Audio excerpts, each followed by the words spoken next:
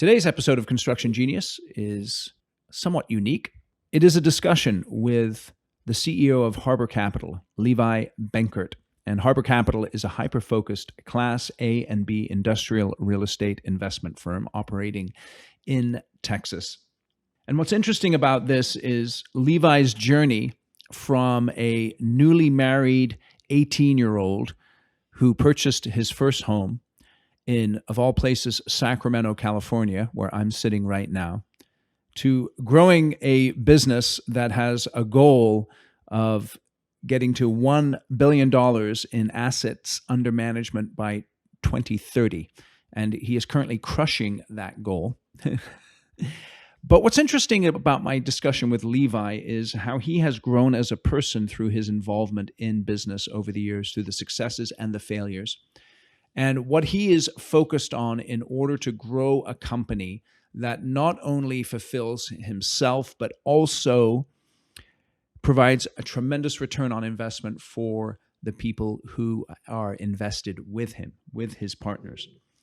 And I have Levi on because we want to talk about a particular deal that he's doing at the moment with a construction company that I think you'll find very interesting. And I would like you to think about how Levi frames his deals and the approach that he takes to real estate investment and how that might influence the way that you look at real estate investment as you have grown your construction company and have these types of opportunities presented to you in one way or another. But we also get into some more personal aspects of life and how Levi has benefited from the ups and downs of life, the lessons that he's learned in therapy, the lessons that he's learned in business, even the lessons that he's learned from having children at a young age and how that's impacted his parenting style and the way that he, as someone who's been financially successful, coming from a background of little financial success, how that's affected the way he relates to his children and the way that he wants them to think about money and the uses of money. All that to say is that I think you'll find this conversation very interesting and helpful. And I really want you to enjoy it, take some takeaways from it. Make sure that you visit Levi on Twitter and also his website. All the links are in the show notes. And I just want to thank him for coming on the show today. It was a great time. And I want to thank you for listening to Construction Genius. This is Eric Anderton, and you're listening to Construction Genius, a leadership masterclass. Thomas Edison said that genius is 1% inspiration and 99% perspiration. If you're a construction leader, you know all about the perspiration, and this show is all about the 1% inspiration that you can add to your hard work to help you to improve your leadership.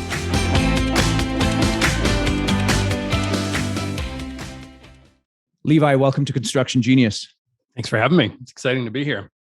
You know, I'm excited to have you on the show. You're the CEO of Harbor Capital, which is a real estate investment firm. Real estate investing is in your bones, and that's because you purchased your first house when you were 18. Is that right?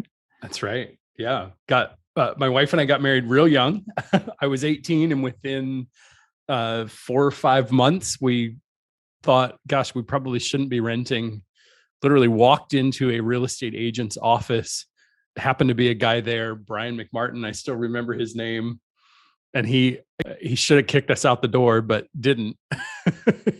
Sat us down and said, how much money do you have saved up? And gosh, at the time, I think it was like, $1,500 or something. I mean, we just gotten married. Neither of us went to college, just starting out. And he said, I know of a couple of programs, we'll get you into an FHA loan, but you got to start saving money real quick. Like, ask friends and family and figure out what you can do. Gosh, within a week or so, we found a house, $105,000 house in downtown Sacramento or midtown Sacramento. Put an offer in, got a couple of different, FHA, I think it was called the Nehemiah program. They basically loan you money. Yep. That if you keep the house for more than 5 years, then you don't have to pay it back. Of course, we sold it a year later. We did have to pay it back, but made a bunch of money on the sale. And it's funny. I remember at that meeting, he pulled out this very first meeting. We met this guy. He pulled out of his desk a book called The Richest Man in Babylon and handed it to me and said, "You're going to need to read this before we actually buy a house." I went home and I read it in like a day. And I mean, I still remember concepts from that book. It was just this life-changing moment. Hold on a second. So your first house, because I'm sitting here in Sacramento right now. Are you? Okay. Yeah. So you're for now, but I gotta go back, because I mean, I know what I was thinking when I was 18, but it wasn't much about, I shouldn't be renting, I should be buying. So where does that thinking even come from? Well, I mean, first, obviously getting married young is very young. Yes. Yeah. That's, I know people who do get married young, but it is rather unusual. Yes. But tell me more about why was it that you and your wife so early were thinking that way? Where do you get that? We both grew up in not the most functional of households with and getting married young. And, we've kind of realized this through therapy was a bit of a reaction of trying to find or create our own safety early on. And so we both wanted to, kind of found each other and found it fantastic. We've been married 22 years now. Just incredible marriage. I'm so thankful for her.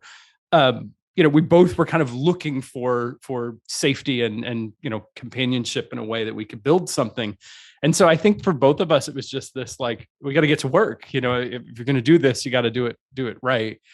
Our first son was born a year after we got married. That's and beautiful. we actually owned that house when he was born, in that house, but we lived there. Where in Sac was it? I'm sorry, I'm in Sac. 23rd and N Street. Nice. Not bad. That's right. Good spot. I'm sure that house is worth $800,000 right now. Dude, totally, dude. Believe me, I'm in this, like, I'm not like in a super ritzy neighborhood, and prices are just crazy, dude. It's insane. Insane. Yeah, so we lived there for a year, sold it.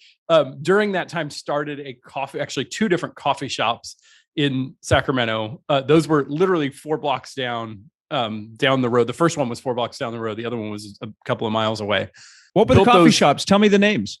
Isidore's Coffee and Tea, it was called at the time. We sold it and then it was rebranded. It's still there. Every time we go by it, it's on N Street, and I believe it's like 19th or 18th and N. Yeah. It's still there. It's funny. I rented an old bookstore and did all of the work myself. So I put in all of the plumbing and electrical and kind of built this entire fit out for this coffee shop myself for about $15,000 or $20,000, and then ran that for a year and sold that, and did well with that sale too. So, but that's loved, great. I mean, just real estate from the beginning. Realized, I ended up flipping houses for a long time, and then ended up buying a house. I just posted about this yesterday on Twitter. Bought a house that had some land in an area that was zoned to where you could split it off. Split that land off and kind of learned the incredible power of subdividing and, convincing the city that you can, get a new plat map put in place. Let me ask you, Levi, as you're going through this journey here, you're starting young, you and your wife got married young, you got kids young. How was the dynamic with you and your wife as you're going through the ups and the downs of that? Was it, you're just same mindset, same perspective? How did that all work? I'm just curious. No, it's funny. We both joke. I think we've both been married to 3 different people over the last 22 years because both of us have kind of changed and ebbed and flowed so much. And I, starting out kind of without an education and without, there was no inheritance or anything for kind of available for each of us. We really had to fight our way up from the bottom. And there was just this kind of relentlessness that I bring, and, God help her for having to put up with me. If I'm always pushing and always going and, making it kind of just continuing to put effort towards creating success relentlessly throughout our relationship. And so that is both good and bad, right? It's put pressure, but it's also meant that we've always been pretty well taken care of, kind of regardless of the situation. Sure. So how did you move from beginning in the residential, and, it's a familiar story for many people. They see the light goes on in terms of what you can do with real estate, and you're doing the residential part. How did you begin to move into the more industrial, commercial aspect of real estate investment? Yeah. So honestly, it took quite a while. I I'll condense quite a long story of 20 years into a couple of minutes here, but flipped houses and then bought one house that had some land and started doing land development, and then started for years. Kind of, this was 2003, 4, 5, 6, 7, all the way up to 2008, was buying farmland in and around Sacramento, kind of West Sacramento, a bunch of it in West Sacramento, farmland and kind of under or undeveloped land, and then subdivided it. Do you know where the pyramid building is in West Sacramento and the Calsters? I owned about 80% of that neighborhood around there. Are you serious? I did. So I owned 6 or 7 full city blocks of land that I had assembled by buying, I bought an old trailer park and got rid of that. I bought a whole bunch of different development sites there. And so basically kind of learned that I could go in and buy something, get it rezoned, get it changed, and create a lot of value there. That is beautiful. That is beautiful. Fun area. It's fun to go drive through there now because all of the rezoning that I did stuck. And so there's a bunch of really nice kind of class A, multifamily and condo developments that have Are you talking up. right on the river there by the ballpark? Exactly. Dude, that's beautiful there. Just to the north of, really right around the Calsters building. Yeah. So you go over the old bridge, and it's just a gorgeous area. And so I literally had 400 lots in that neighborhood that I had developed and rezoned, and some of them I'd put in curb, gutter, and sidewalk and everything all the way up until 2008. And then the market, just dropped so far, and that was still at the time kind of known as a pretty bad neighborhood. Now it's fantastic, but it was a bad neighborhood. And so, all the lenders were done. They said, we're not going to lend on housing in this area. We're not going to lend, on housing period in Sacramento. There's just too much housing. There was so much speculative buying and so many mortgage programs that were available that became not available anymore. The money store was right there, right? Yeah, that's right. That's right. The spigot just got shut off. And so I ended up having to, it was definitely a rough period in 2008 of having to kind of go back and hand back the keys to the lenders on properties and renegotiate with LPs that had invested in my deals. And I am so incredibly thankful for the people who had invested with me, and how many of them just immediately said, I'm going to become a mentor. I can see what you're going through. This is really rough. We'll figure this out. But more importantly, how are you doing? It's funny. I met with a guy just the other day who lives in California and flew out here to come see me. He and I have done, probably $25 million worth of deals together. He's still an LP in my properties today, and lost several $1 million in 2008 on my properties. And I just remember literally calling him almost in tears. I'm not quite sure what to do. What do I do? I was 26 years old. This whole market crash was a shock, to me. And I, looking back, I had structured these deals to where they needed the market to continue. Now, the reason why I'm in industrial is because I can buy properties that have some kind of intrinsic value no matter what the market does. And so if my debt service coverage ratio is good, the market can go down substantially and we're still making the mortgage payments and we're still hanging on to it. I can kind of handle these market fluctuations, where if you own a bunch of development property and the market goes down and you're not able to build, you have to make those mortgage payments or you lose the property, and no fun. So it's interesting because I hear in there a strategic shift that you made as a result of the shock of '08 and the lessons learned. What were some of the most important personal lessons that you learned in light of business and the people that you work with? Yeah, long-term thinking and trying to find partners that are going to be the right people and have long-term thinking along with me. And by long-term thinking, it's funny. I just this last week had a situation come up. We signed a new loan on a property that I'm buying. I think it was a $4.5 million loan. The bank sent over loan documents. We signed them. And after the bank wrote me, a couple days after we closed, they wrote me and said, "Hey, look, there was a typo in the loan documents. We actually gave you 6 months longer of interest only period than we had intended to, and that you had agreed with us on. This is our mistake, but we want to ask you, would you be willing to go back and amend?" And immediately I said, "Send it over. We're gonna re-sign it." We'd modeled for this. We knew this was what was going to happen. And the last thing I want to do is screw these guys. And, who knows, he might lose his job over it. It was a Right. typo that, they or their attorney missed. It was not our intent. That was not the type of loan that we thought we were getting. Everybody just happened to miss this one, which is, there's, how many hundreds of pages of documents, stuff like that does happen, despite all of our best effort to make sure that doesn't happen. Typos happen. And so like, it's funny because then we're closing another loan with them and had a meeting with them yesterday. And they brought up that, hey, we remember that you did that. And so this loan, we have the ability to go raise the rate on you before we close, but we're not going to do that because we remember, it matters to us that kind of you saved our butt and a time when you had a chance to screw us. And so, those are the types of things that, just working with quality people who are going to do the right thing, even when, they have a chance to screw you. That to me is, I don't want to get up and go to business if I'm always having to be concerned that people are going to screw me if they get the chance. How did you, so as a young man, it sounds like you didn't go to college. Right. Right. How did you begin to develop the ability to identify the types of partners that you just described? The people who are not going to screw you, because, as a young person, it's many times it could be easy for someone sophisticated, to take advantage of you. Yeah. What did you learn in that process early in your career? Yeah, it's funny, mistakes are the best teacher. I feel like maybe I'm dumber than most and I need to make mistakes in order to learn from them. I remember one of the real early on lessons. I'd mentioned that I'd built a coffee shop with my wife.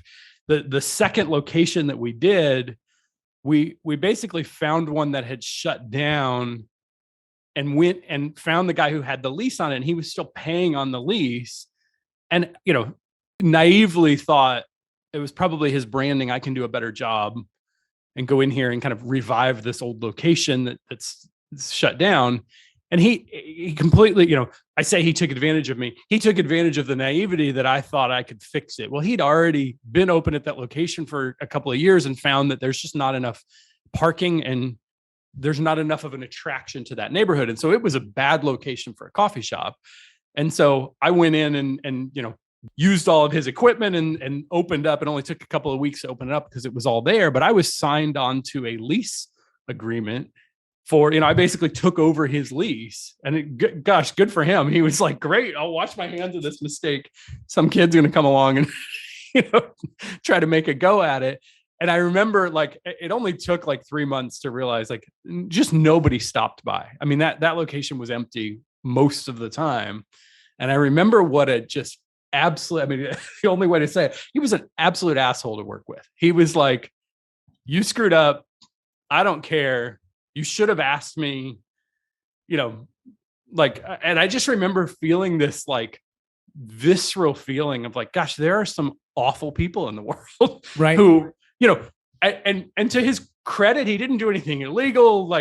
I was the one that brought this up, but if I was presented with that situation and I saw some young kid come up and was all gung ho about it, I would have sat down, I would have sat down and said hey, this location actually didn't work for me. And let me tell you why. And, and there was none of that. He just kept encouraging me. Oh, you'll make it work. You'll do a great job. I was, he basically kind of, I don't want to say con me, but kind of helped me along to this narrative to think that I could make this work. And I remember having to borrow money from a friend to buy myself out of the lease and then pay that back, which hurt the other location for a while. It was quite a journey, and it just, jerks. It's interesting though, because it doesn't sound like you're necessarily embittered by that. You've just sort of okay, lesson learned. Right. Now I know who I'm looking for and who I'm not looking for. Right. And the more understanding that you get of the business, the more that then obviously informs the decisions that you make. Yeah. It's pattern matching, right? That's if you can get to the place where you can kind of make unemotional decisions. How do you match your intuition and your emotional intelligence with the objectivity that's necessary in order to make these big decisions that you're making? The most significant change. Well, first of all, not always, right? That's a constant struggle. Yep. But the most significant change in my life was 4 or 5 years ago when I discovered therapy and meditation right around the same time. The ability to be able to just kind of sit down for 10 or 15 minutes a day, shut my brain off, allow it to just kind of be and just be okay without trying to solve problems.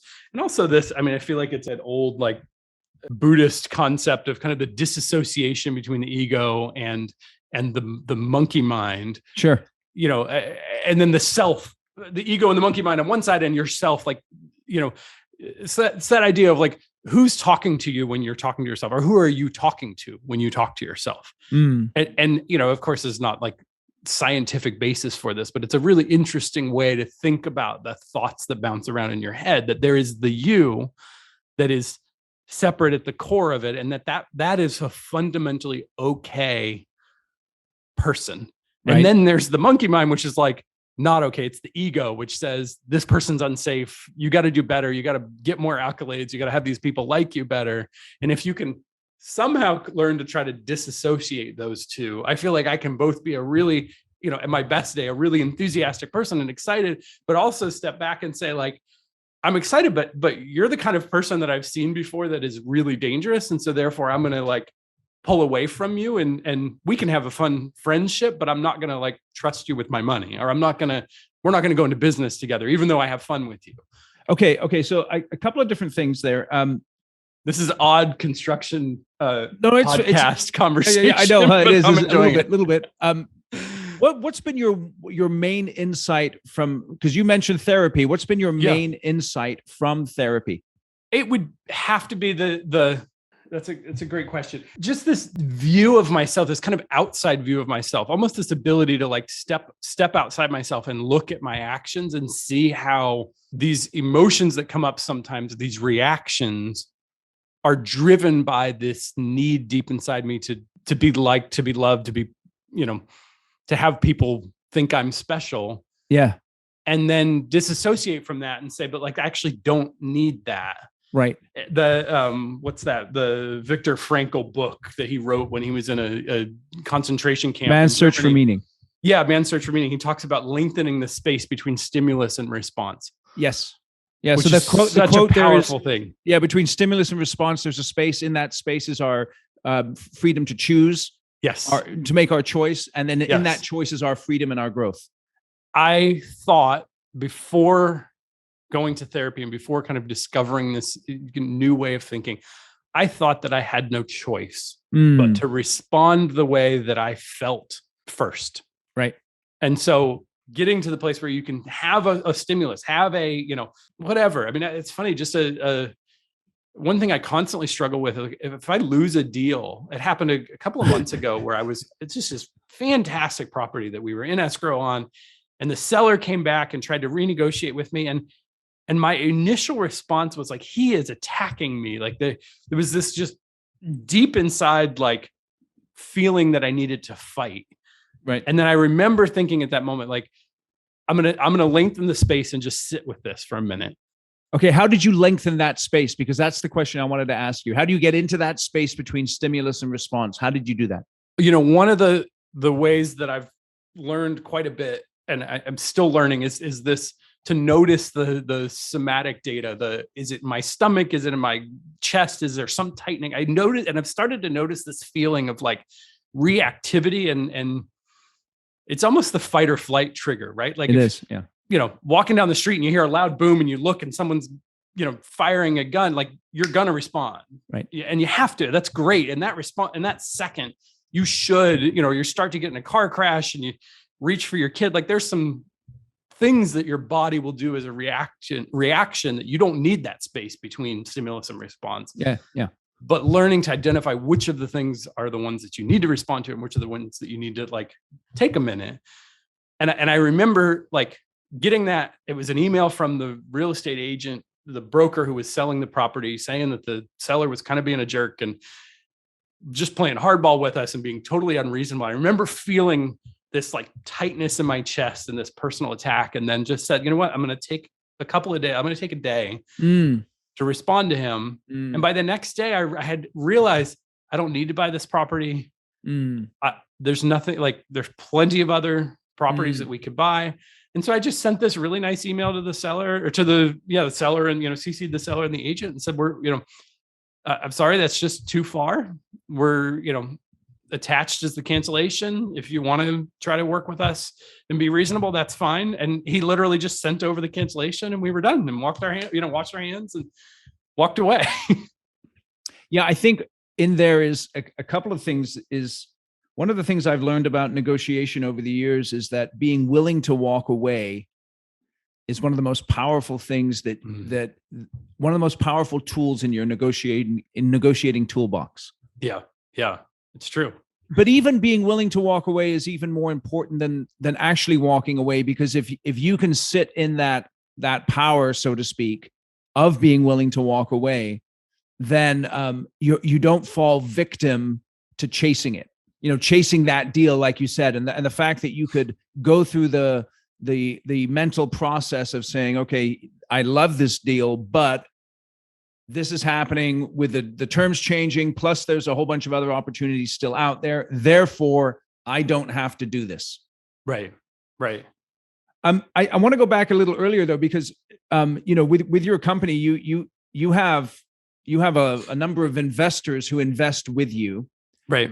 And I think one of the biggest struggles that a lot of construction companies have, people in business in general, is they go into business with the wrong people for the wrong reasons. Yeah. And so you're talking about, you've got someone, let's say, and I can think of multiple people in my life who I would consider to be extremely close friends, who I would never go into business with, never. And how do you make that distinction between someone you like and someone who you don't want to have any kind of financial involvement with? Yeah, I mean, I feel like I would like to be better at articulating the why, but the reality for me is that it's more of a gut feeling. Okay. It's more of a, like, I don't know, just funny things like it's amazing how much data we're capable of taking in through body language and people's eyes darting back and forth. And are they leaning in when they talk? Are they, are they avoiding certain topics? Are they talking about themselves? That's kind of my recent pet peeve that's really bothering me. When someone feels the need to talk about themselves a ton and like constantly like, oh, but I'm really good at that. Like you should just be good at something. You shouldn't have to tell me you're good at it.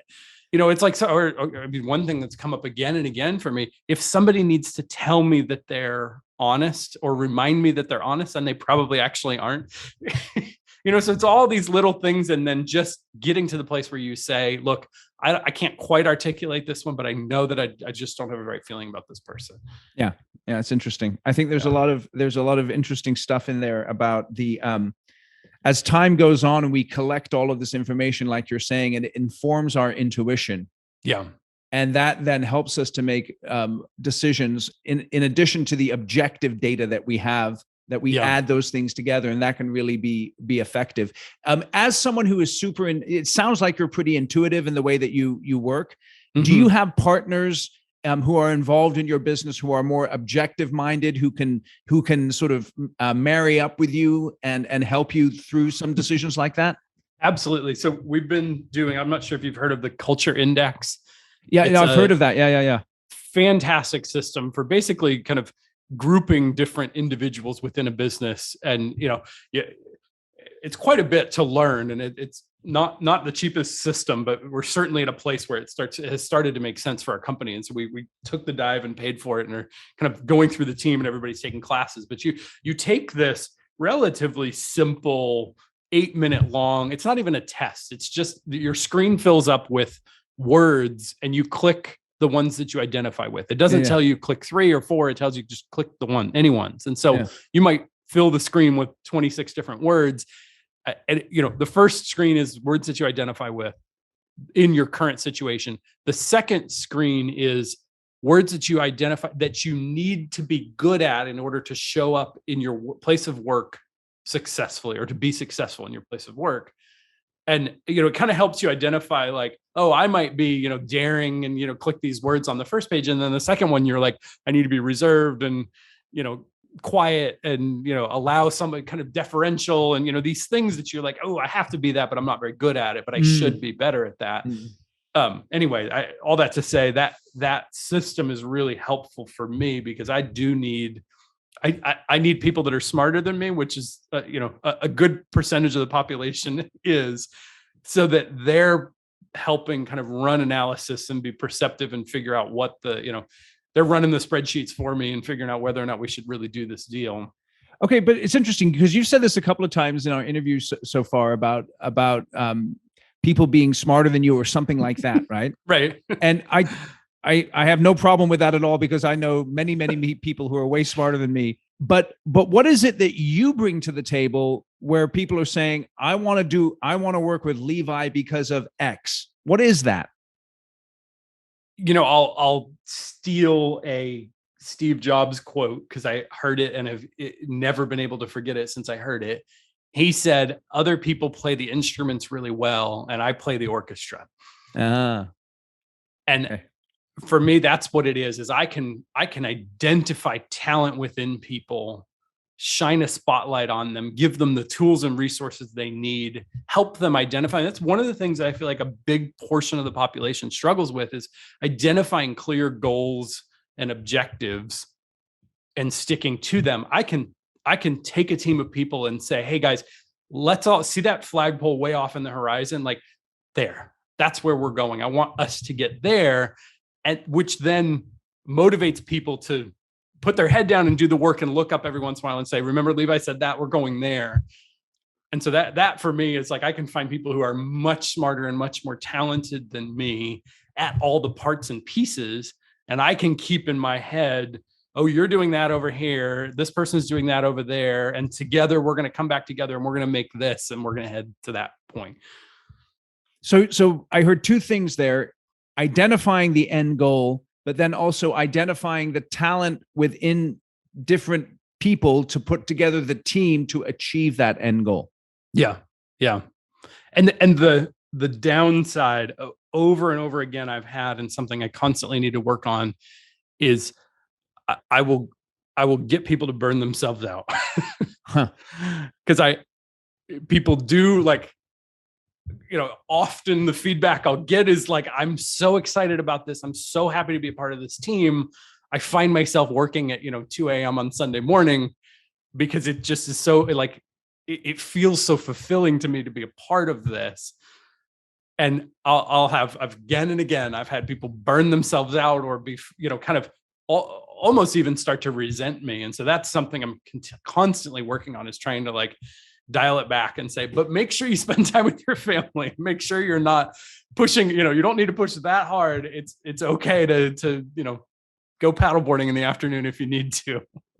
It's interesting. I've been thinking about this quite a bit. There's I don't know if you've heard of the book of Ecclesiastes, which is it's a tremendously modern, it was written thousands of years ago, but it's tremendously modern. And there's this one passage that says, better one handful with tranquility than two handfuls with toil and chasing after the wind. Yeah. Gosh. I've been thinking about that one. That's a good one. That's deep, doesn't it? Wow. Yeah. So we've got two hands, right? And it's okay to fill up one of them with toil, right? Yeah. But then what are you doing with that other hand? Mm-hmm. It's really interesting. Oh man. Yeah. That is very interesting. So I like that. Yeah, I do too. I really do too. It's interesting though, because if you read the whole passage, on the one hand, it condemns laziness, but on the other hand, it condemns, having two hands full and, with toil and chasing after the wind. And so there's this balance. Right. It's, and again, this is thousands of years ago. And basically it's talking about work-life balance thousands of years ago. You know what I mean? Yeah. Yeah.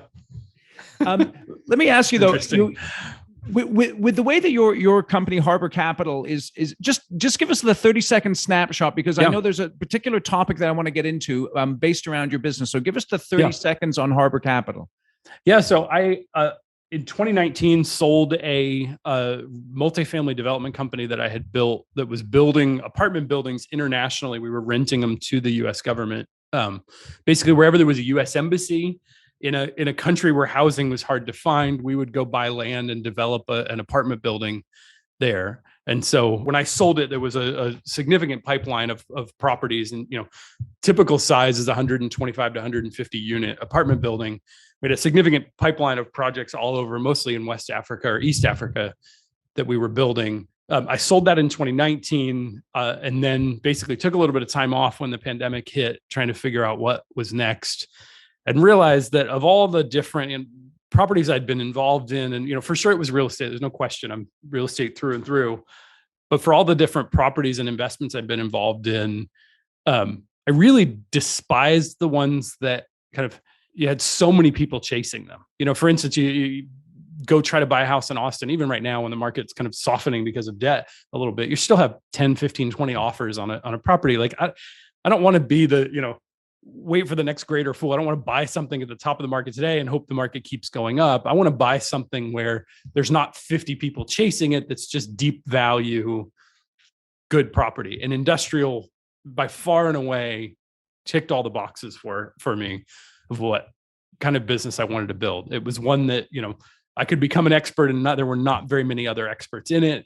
It was one that, I live in Austin now. And so I could drive to Houston, Dallas, San Antonio from Austin and be home by dinner. Just a ton of opportunity that's overlooked because a lot of sellers are older and maybe bought a property 15 years ago, don't know what it's worth, and undersell all the time. And so, a lot of the value add that we're doing is buying mispriced assets or misleased assets. That's one of the big things is, we bought a property recently. It had a tenant in there. The tenant was struggling financially, and they were paying. The property was generating $301,000 a year in NOI after all the expenses. We went to that tenant and said, "Hey, do you want to cancel your lease? Because we know we can rent it for more." Their business was struggling. They agreed. Took a couple months to get out of there. Literally, while they were getting out, we found a new tenant. We signed up a new tenant, and it's $452,000 a year in NOI now. We paid $4.2 million for that building. It's worth 6.3, something like that now. And all that happened within 5 months of ownership. That's a perfect example of kind of value that's just sitting there. It just needs a little bit of hustle to make, to extract that value. Okay. So, and you have a particular project that you're working on at the moment. Yeah. And it's in conjunction with a construction company. Can you describe that just a little bit for our listeners, please, Levi? Yeah. So we're growing quickly. We're once we close the projects we have in escrow, we'll be past $100 million in assets under management.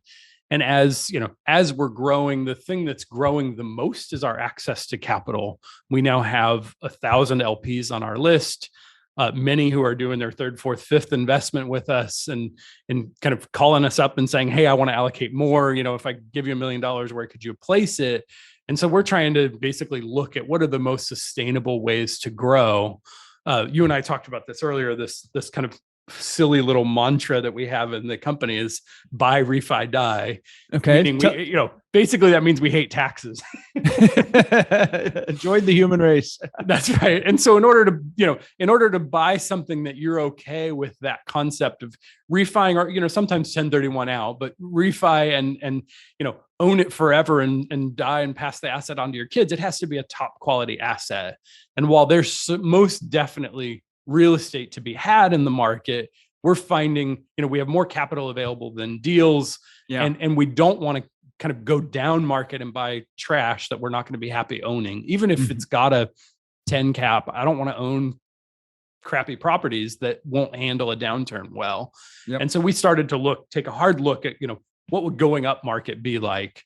And if you go look at Class A industrial buildings on the market, you're going to be competing against all of the big institutional players, and their cost of capital is just cheaper than ours. A REIT has access to extremely cheap debt right now, and they've got a bunch of money that they've got to place. And so it didn't make sense for us to kind of just lower our returns and say, "Hey, we're going middle of the fairway. We're just going to buy and return you 4% of your money every year." We're still value add investors. We want value. And so we started a conversation with a contractor, a really well-known, they're called the Urban Companies. They're based out of Houston, really well-known industrial contractor. Last year, they did $350 million of industrial space. They're a contractor through and through, but they happen to also have a couple of lots that they had purchased off market through some relationships that they have, that they were just sitting on saying like, "Hey, we'll do a build to suit. We'll do something here down the road." And so we worked out a plan with them to build 2 different industrial parks, and we will buy them upon completion. And the price that we're able to buy them for upon completion is substantially lower than their market, quote unquote, market value at that time. Properties are trading in the area. Owner user properties are trading at about $175, even $180 a foot. And our going in price is just above $130. And so we have basically the opportunity to come in and, and we're doing this structure by, we're basically giving them a bunch of money up front to use as the collateral for their construction loan. And then they're building the building. We're not going to own it until it's complete. Interesting.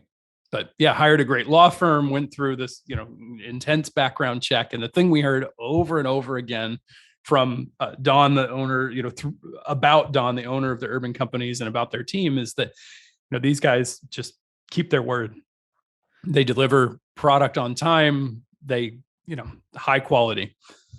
So tell me about that, because it's so interesting. I know, as folks are in construction, there's so many opportunities coming their way right and left for developing land or constructing land, getting into the kinds of deals that you're talking about. Right.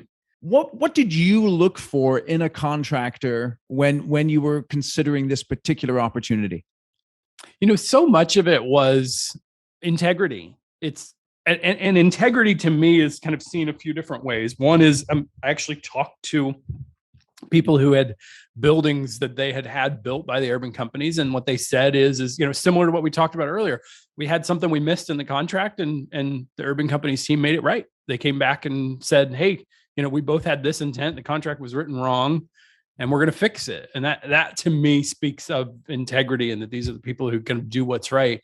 The other thing is integrity can show up in construction. And so I don't just walk around the front of the building and look at what the front door looks like. We go around the back and see, what they do with the gutters when they go into a drainage swale in the back of the building, and saw, attention to detail. All of the water runoff situation was handled correctly. The paint lines were taken all the way down to the edge.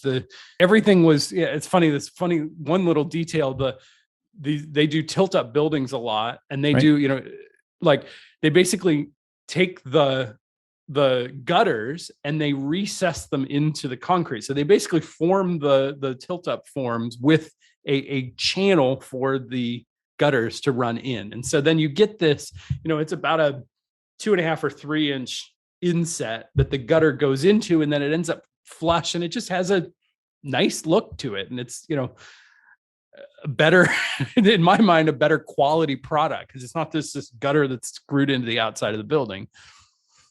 It's very interesting though, because you're describing something that it's more than just looking at a spreadsheet and penciling out the numbers. It's actually looking at the work that's being done and drawing conclusions based on the quality of that work. Yeah. Yeah. Is that something that you have an eye for yourself, or do you, based on your experience? Because it sounded like, when you were young, you were, doing quite a bit of construction yourself. Yeah. I would say, yes, I do, but then also just an incredible team.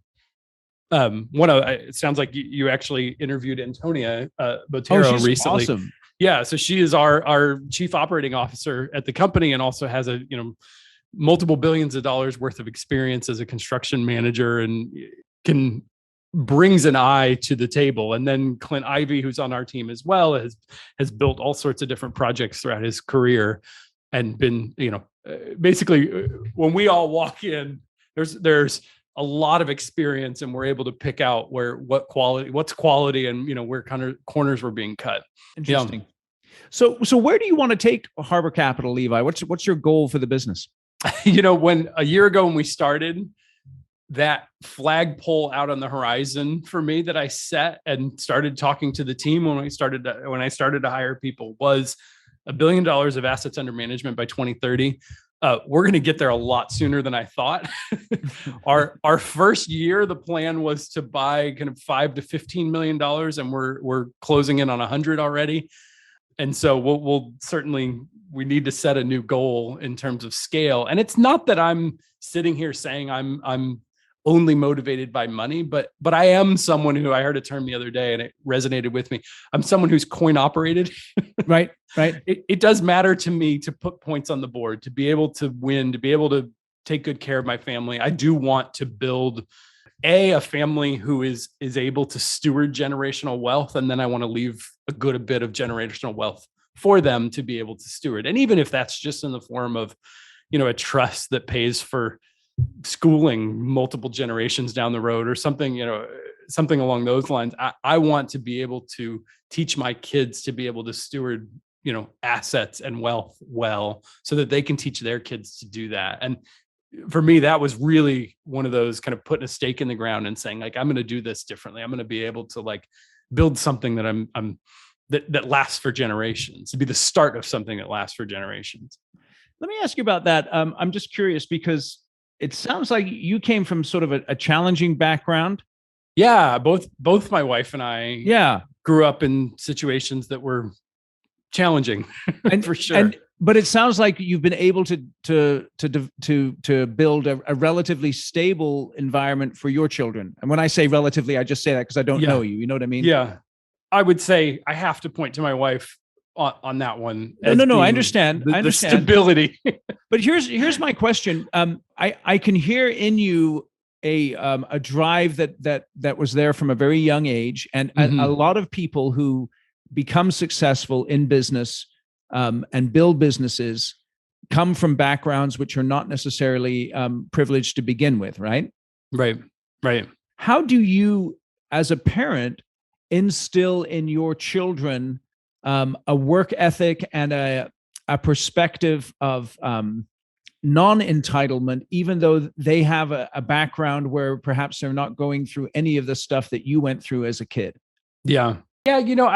We don't just hand our kids very much. Right. One thing that I'm a big believer in is I want our kids to have autonomy. And so when they turn 16, we buy them a car, and it's, a relatively nice, we bought our daughter a RAV4 recently, and something that's safe, partly because safety, for some reason, I just have this fear of, I've seen, multiple situations where there's kind of teenagers in my kids' high schools that were killed, and you kind of look at it and it's like, well, yeah, they were driving a 1992 Honda Civic. Like, it wasn't a safe vehicle. Like, oh, there's part of my heart that just aches for those parents. And the thought that, like, what if I just spent a little bit more and they had airbags and, when you're learning to drive, you're not as safe. I don't care if you're a daredevil or not. It's just not as safe. I know when I was that age, I was not a safe driver. And so to me, there's some kind of basic things that I feel very comfortable in kind of helping my kids out with, but I don't feel like we're over the top. Like, for instance, we have a son who's going to be a senior next year in college. And we sat down with him at the start of his college career and said, hey, we're going to pay for everything, like give you cash and everything in year one. In year two, you're expected to go have some sort of job to start to supplement that income. And we're basically going to stop giving you kind of pocket money. We'll still pay for rent and everything else. And then we just tiered the system down to where going into his senior year, he has 2 paying part-time jobs. He's writing, helping people. Like, he does this program where he helps people write reports and things for him and charges them to basically for writing assistance. And then he works for a political action, like a committee thing, and gets paid for that. And then just all these things that he's doing. I'm so impressed with how he's stepped up and been able to kind of become increasingly productive. But I remember that first year, him and even my wife and I talking about, like, I don't know if he's going to make it. Like, does he understand that, like, we're serious about this? We're going to start to taper this off, and he's going to have to, like, and so he did. I mean, every summer he's been able to find a job and work and build up. And he's one of the few, we talked about this the other day, he's going to graduate from college with a sizable savings account that he's been able to build up through college, because he's been working so hard through college to be able to, put money away, and has this feeling of, hey, I'm on my own after this. Do you want your kids to come into your business with you? No preference on that. Okay. I think everybody's different.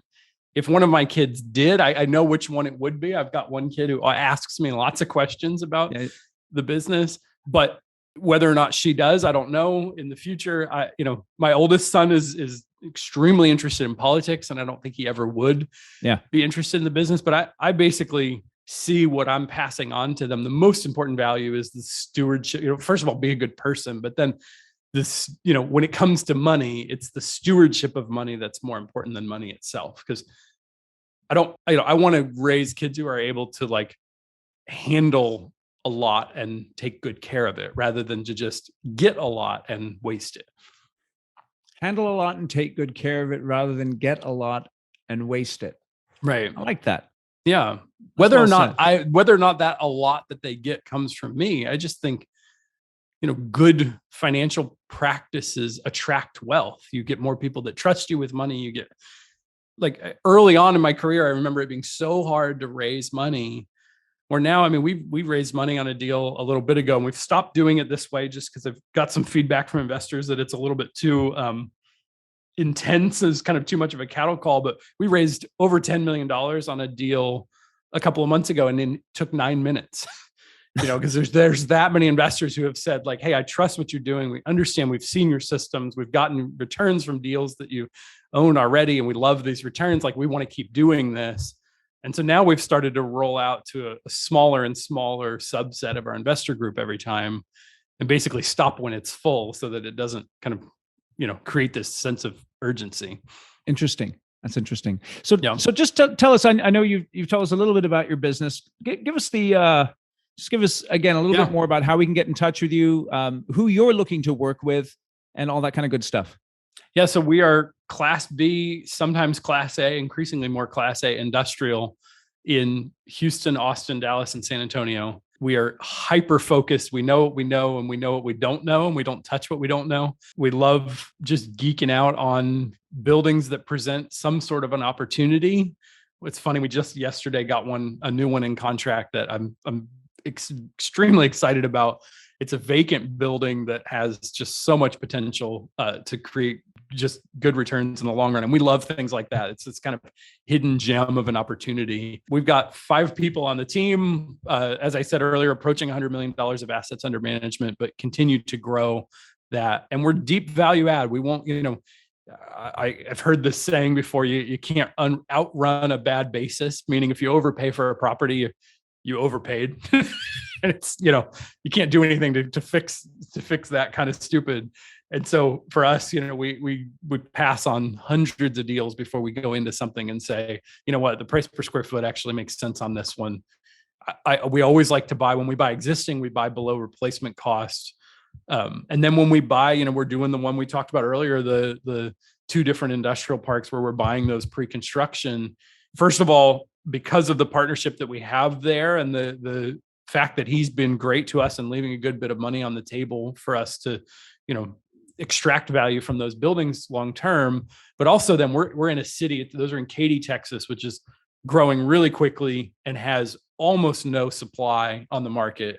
Literally, we did a survey a couple of weeks ago. We went and kind of re-looked at all the comps again, and there was one building on the market in that 10 to 25,000 square foot space, period. Of any type, only one building that met that criteria, and it was listed for like 15 or 20% above our base rate that we've put into our financial model. So that was encouraging. Interesting. Your website is harborcap.com.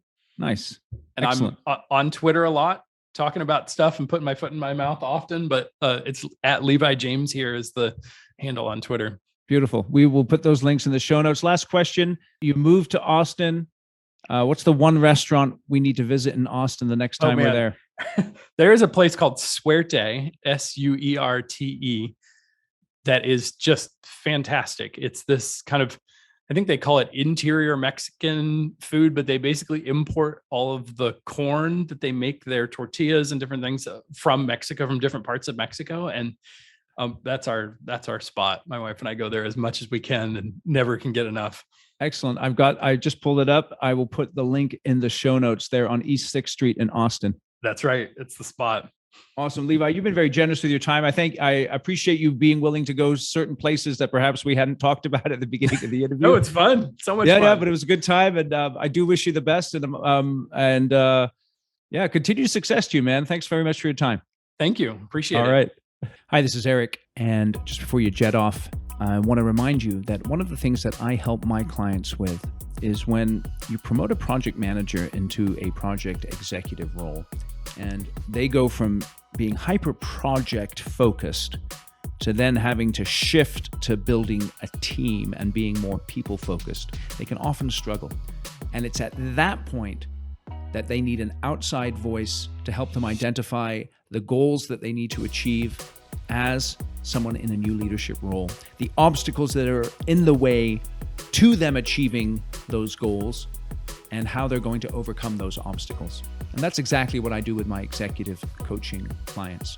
So if you're the owner of a construction company and you have someone in mind who you think would benefit from an outside sounding board, an experienced leader and mentor who can help them with the challenges of being in a new leadership role, reach out to me on my website, constructiongenius.com/contact. You can just fill in the information there. I will respond to you within 24 hours, and we can have a short 10-minute conversation about if or how I can help you in your current environment. Thanks again for listening to Construction Genius, and I will catch you on the next episode.